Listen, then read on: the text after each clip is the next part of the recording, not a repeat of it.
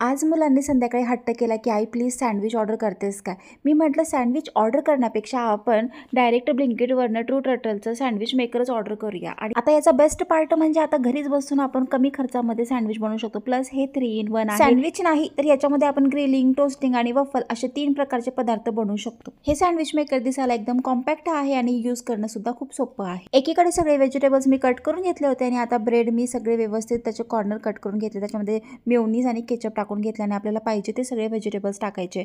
आता काय माहिती का, हे सँडविच मेकरचं ना एकदम ग्लॉझी युनिट आहे आणि त्याचबरोबर हे लाईटवेट आहे. 800 वॉटचा पॉवर असल्यामुळे ना एकदम इव्हनली आणि क्विक असा हे हीट पण होते. त्याचबरोबर 1 मीटरची ह्याची वायरसुद्धा दिलेली आहे. आणि आता एवढंच नाही, आम्ही फक्त सँडविचच बनवलं नाही आहे, त्याच्यामध्ये आम्ही चॉकलेट सँडविचसुद्धा बनवणार आहे, ते पण आता वैशूच्या आवडीचं.